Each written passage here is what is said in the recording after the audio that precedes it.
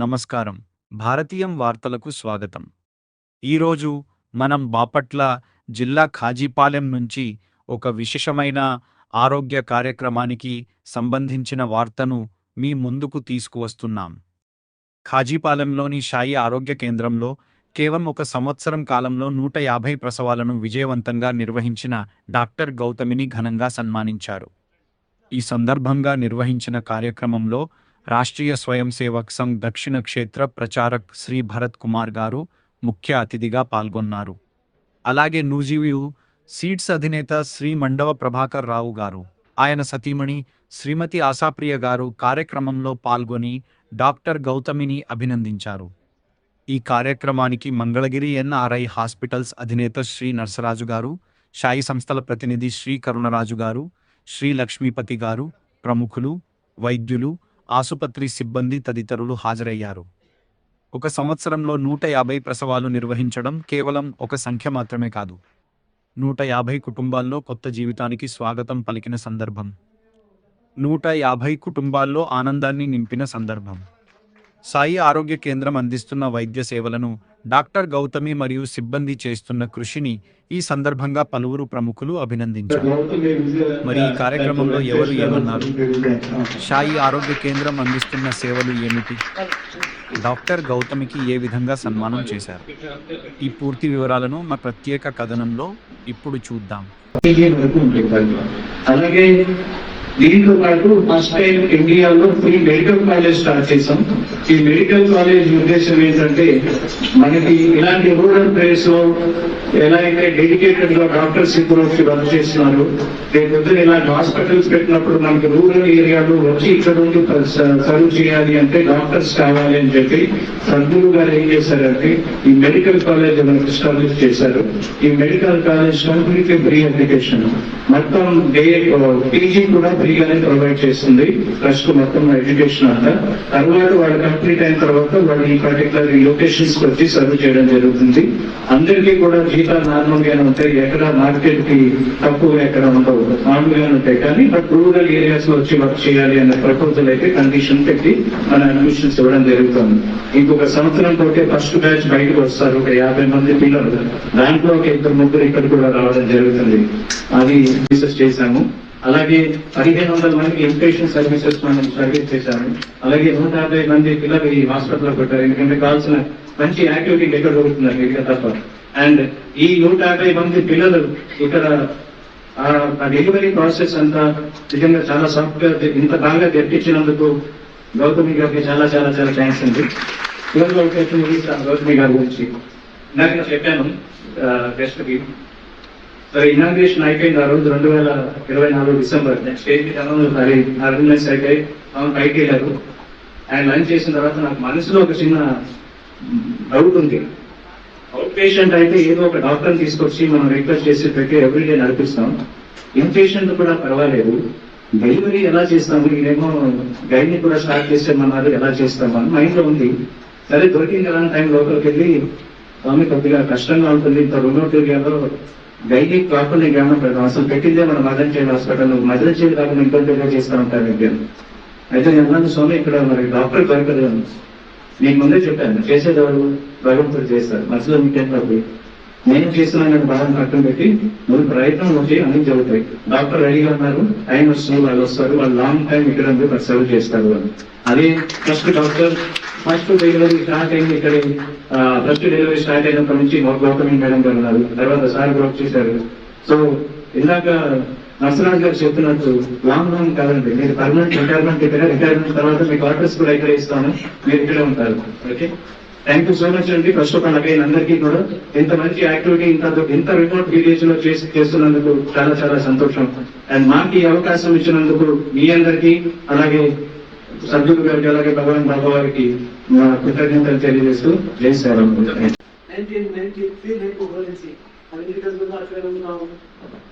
ఎందుకు సర్వీస్ చేశారో చెప్పుకుంటూ పోతే మళ్ళీ మీద ఒకటి అంటున్నాను. ఎక్కడైనా సర్వీస్ అంటే ప్రభావాలు ముందుంటారు. అలాగే ఆశా మేడం గారు మేము ఆడితే కూడా చాలా నేను ప్రభావాలు తెలియకుండా ఫోన్ చేస్తుంటాం. ఏమైనా సీట్లు కావాలన్నా, ఎక్కడైనా హాస్పిటల్కి కావాలన్నా చిన్న చిన్న ఆవిడకి ఎందుకంటే ఆయన ఎప్పుడు ఫోన్ చేసినా బాగుంటారు. ముందు మా దగ్గర 8 మంది ఎంప్లాయీస్ ఉన్నారు. ఈ మధ్య వాళ్ళు చూశాక మేము బయటకు చూడాలి. వాళ్ళ వృత్తిలో పనిచేసే ప్రతి కుటుంబం యొక్క పిల్లల చదువుకి ముందు టాప్ ప్రయారిటీ ఇస్తారు. అసలు 8,000 మంది పిల్లలు ఇచ్చిన తర్వాతే ఎందుకంటే ఇట్స్ కామెడీ.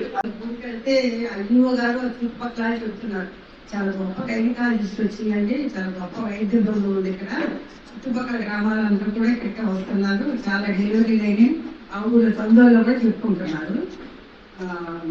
150 డెలివరీస్ అంటే 150 కుటుంబాల్లో జీవితాన్ని ఆనందాన్ని ఇచ్చాడు. అలాగే 150 మంది తల్లులకు ఒక శకం ఆరంభమైంది, కొత్త శకం ఆరంభమైంది. 150 మంది పిల్లలకి డాక్టర్ గారు చెప్పినట్టు it's new beginning for the life, గొప్ప శుభారంభం. అలాగే పీడియాట్రిషియన్ కూడా చాలా మంచి సేవలు చేస్తున్నారని తెలిసింది. So hope you continue this and my heartfelt congratulations to the entire doctors. అటువంటి మాతృత్వము ఇది భారతీయ సంస్కృతిలో అత్యంత విలువైనటువంటిది, అత్యంత శ్రేష్టమైనది. మామూలుగా బయట సమాజంలో ప్రేమ అని చెప్పేసి అంటుంటారు, కానీ తల్లి చూపించేటువంటి ప్రేమకి ప్రేమ అని పేరు కాదు, అది వాత్సల్యం అని పిలుచుకుంటారు. గోవుకి తల్లికి చూపించేది, తల్లి చూపించేది. సృష్టిలో పుట్టించేటువంటిది ఈ భూమి, రెండవది తల్లి మాత్రమే. ఈ పుట్టించేటువంటి గుణం ఉండేటువంటి ఏకైకది సృష్టిలో భగవంతుడు ఇచ్చినటువంటి తల్లికి ఇచ్చాడు.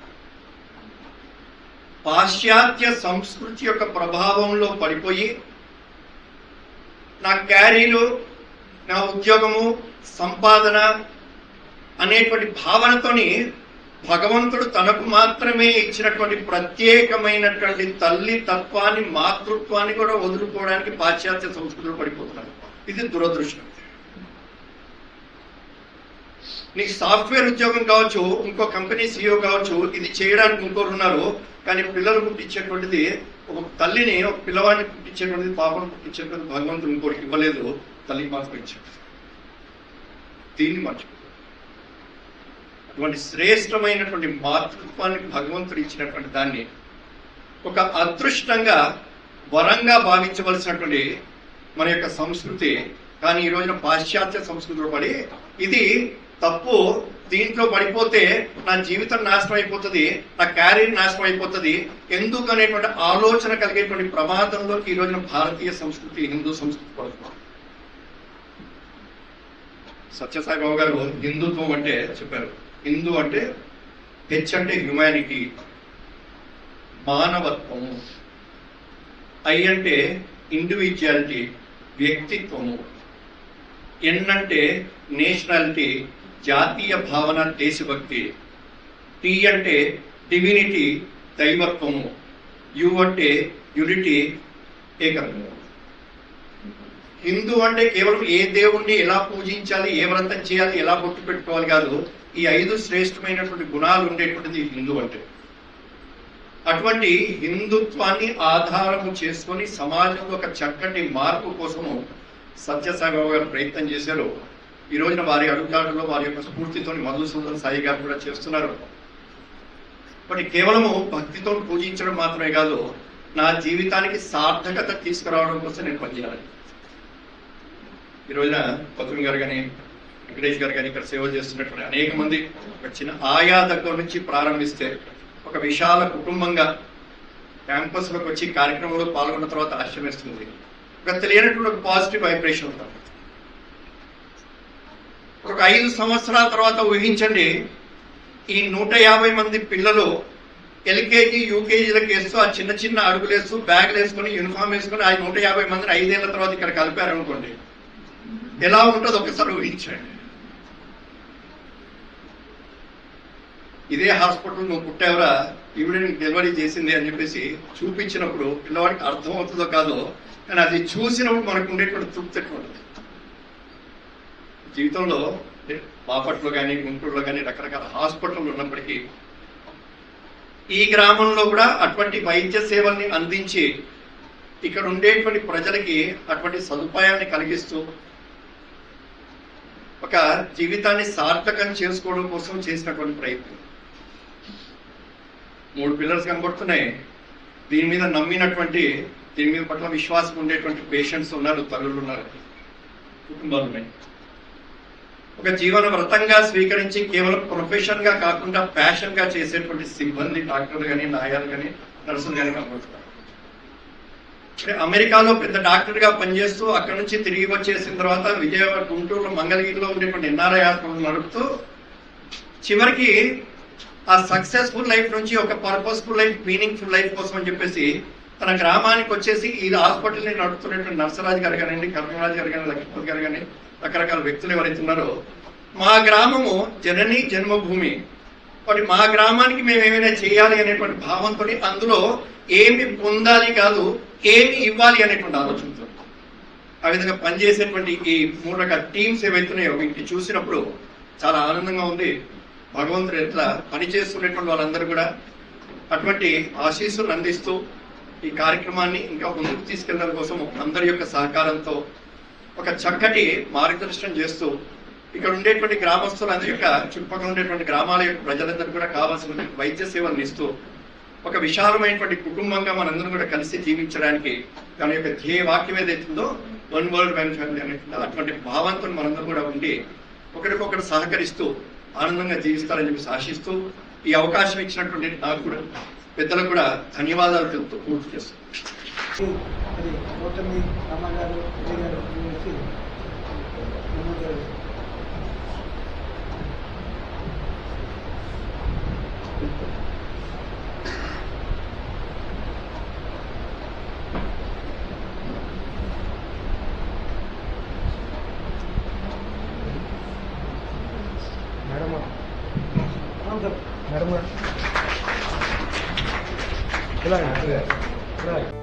ఈ వీడియోను లైక్ చేయండి, అందరితో షేర్ చేయండి మరియు మా ఛానల్కు సబ్స్క్రైబ్ చేయండి.